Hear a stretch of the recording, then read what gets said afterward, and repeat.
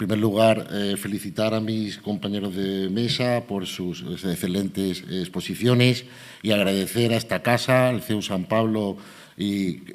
concretamente a don Alfonso Martínez Echeverría, que dirige esta cátedra, por haberme invitado a participar en este segundo Congreso Internacional de Gobierno Corporativo.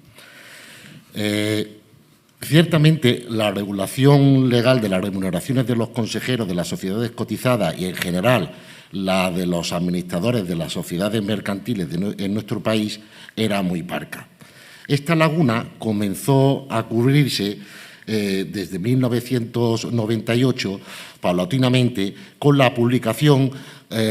y aplicación en nuestro país de distintos códigos de buen gobierno, si bien, como he sabido, estos códigos y las recomendaciones en ellos incluidas no tienen carácter vinculante para las sociedades cotizadas, sino que son de asunción voluntaria bajo el principio cumplir y explicar.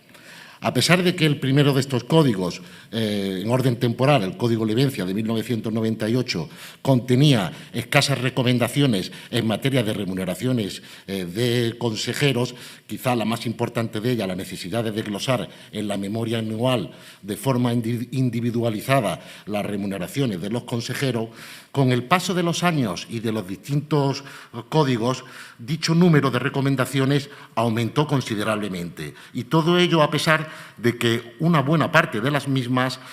en esta trayectoria de más de 20 años se convirtieron en algún momento en texto legal de obligado cumplimiento.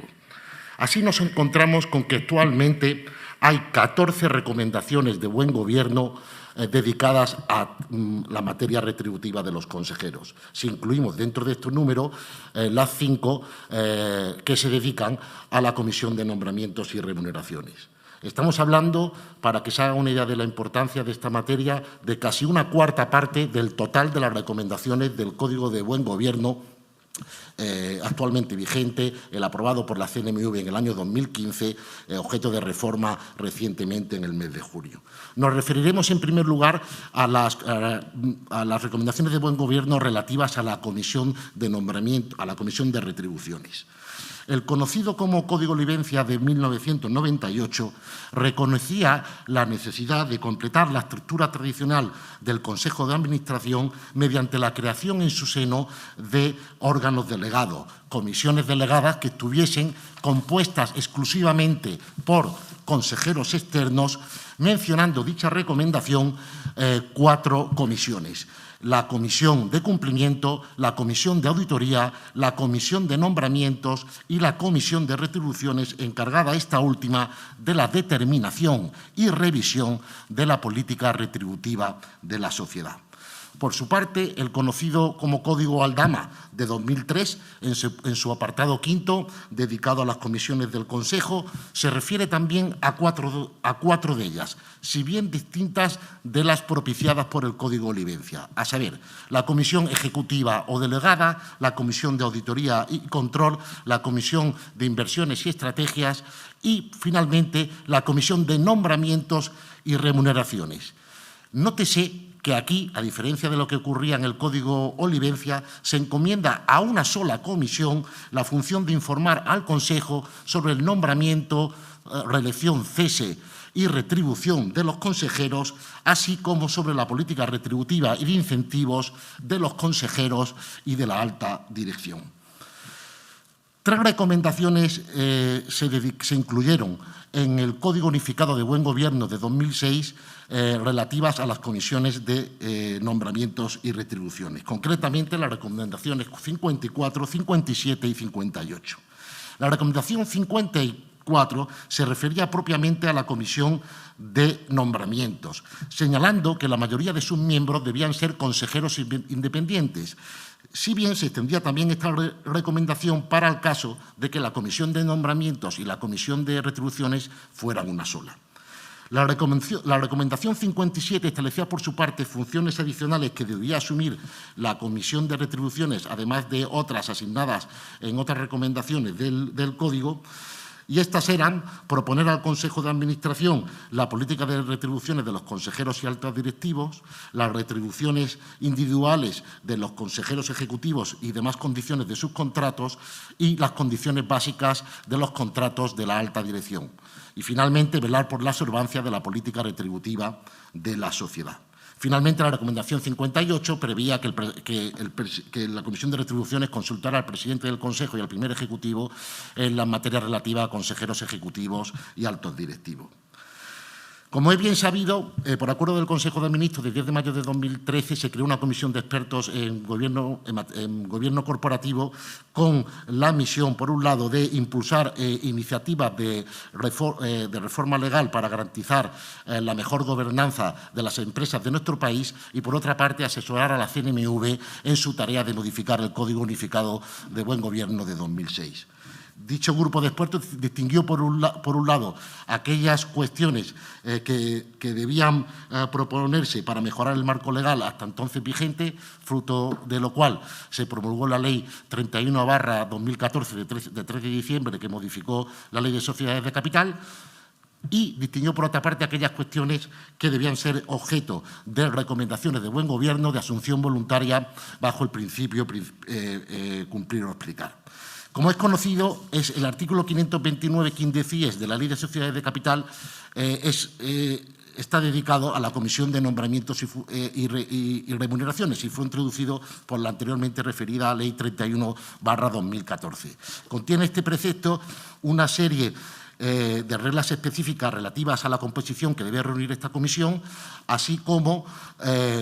diversas competencias mínimas que ésta debe ostentar.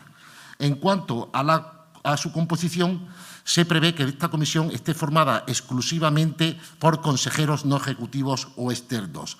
Al menos 2 de ellos deben ser consejeros independientes, eligiéndose al presidente de la comisión de entre los consejeros independientes. El Código de Buen Gobierno vigente, aprobado en 2015, no dejó de realizar nuevas recomendaciones de buen gobierno en relación con la Comisión de Retribuciones, que no han sido modificados hasta la fecha, la 47, la 48 y la 49. La 47, la recomendación 47, aborda el tema de la composición de la comisión, abogando porque sus miembros sean designados, procurando que tengan conocimientos, actitudes y experiencias adecuados a las funciones que van a desempeñar y volviendo a exigir que la mayoría de sus miembros sean consejeros independientes. La recomendación 48, por otro lado, propugna que en las sociedades de elevada capitalización la Comisión de Nombramiento y la Comisión de Retribuciones estén separadas. No en el texto de la recomendación, pero sí dentro del principio 22 que la inspira, la CNMV clarifica que por sociedades de elevada capitalización hay que entender aquellas pertenecientes al índice IBEX 35. Finalmente, la recomendación 50 establece una serie de competencias adicionales que la Comisión debería ostentar respecto a las que establece el artículo 529 quindecies de la Ley de Sociedades de Capital. Entre ellas, en relación con los contratos de altos directivos, proponer al Consejo las condiciones básicas de los mismos, en relación con la política de retribuciones, comprobar su observancia y revisarla periódicamente, verificar asimismo la información que sobre retribuciones se incluye en los distintos documentos corporativos, incluido el informe anual de remuneraciones, y finalmente velar por la independencia del asesoramiento externo recabado por la Comisión. Si bien las recomendaciones anteriores no han sido objeto de reforma en junio de este año, debe destacarse que la Guía 1/2019 sobre comisiones de nombramientos y retribuciones de la CNMV contiene una serie de lo que denomina buenas prácticas o mejores prácticas en el funcionamiento de esta comisión, sobre las que no me podré extender por las limitaciones de mi exposición. Paso muy rápidamente a comentar el resto de recomendaciones en materia de remuneraciones contenidas en el Código. Así, la recomendación 56 señala que la retribución de los consejeros debe ser la necesaria para atraer y retener a los consejeros del perfil buscado y además para compensar la dedicación, cualificación y responsabilidad que el cargo exige. Pero advierte que dicha retribución no debe ser tan elevada para comprometer la independencia de criterio de los consejeros externos. Vemos como esta recomendación es aplicable en su parte inicial a todos los consejeros, si bien la última solo se predica de los consejeros externos. La recomendación 57 señala que las remuneraciones consistentes en entregas de acciones, opciones u otros instrumentos financieros referenciados al valor de la acción, así como las retribuciones variables ligadas al rendimiento de la sociedad o al desempeño personal del consejero y también los sistemas de ahorro a largo plazo, deben circunscribirse a los consejeros ejecutivos. Si bien se admite que también puedan entregarse acciones a los consejeros no ejecutivos, siempre y cuando las mantengan hasta su cese. Los principales cambios operados en esta recomendación respecto a la que tenían el Código Unificado de 2006 son, por un lado, que se especifica que dentro de los sistemas de previsión se incluyen los planes de pensiones y los sistemas de jubilación y, además, se añadió una excepción a la prohibición de enajenar que, al permitirse la venta de aquellas acciones que fuesen necesarias para que el consejero pudiese satisfacer el coste de la adquisición de las acciones.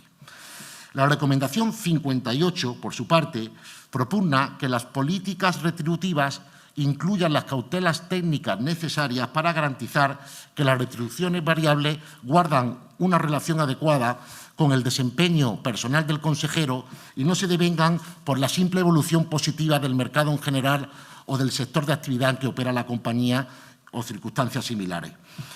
El contenido de esta recomendación fue considerablemente aumentado en 2015 respecto al que tenía en el Código Unificado de 2006, exigiendo así una serie de requisitos adicionales a los componentes variables.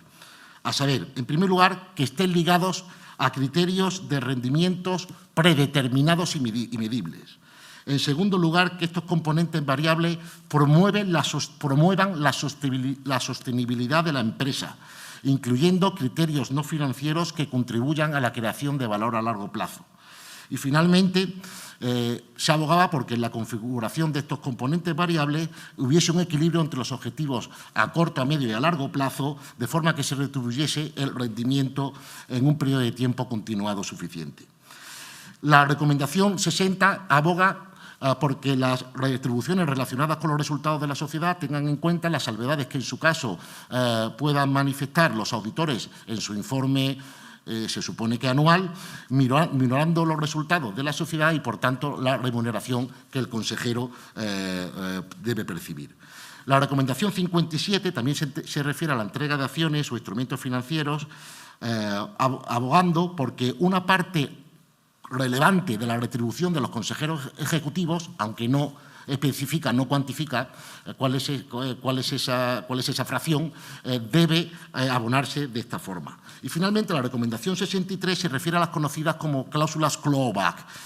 que facultan a la compañía para exigir del consejero el cobro de lo indebido, es decir, para exigir el reembolso de las remuneraciones variables que se hubiesen ya abonado al consejero en base a datos que posteriormente se acrediten fueron inexactos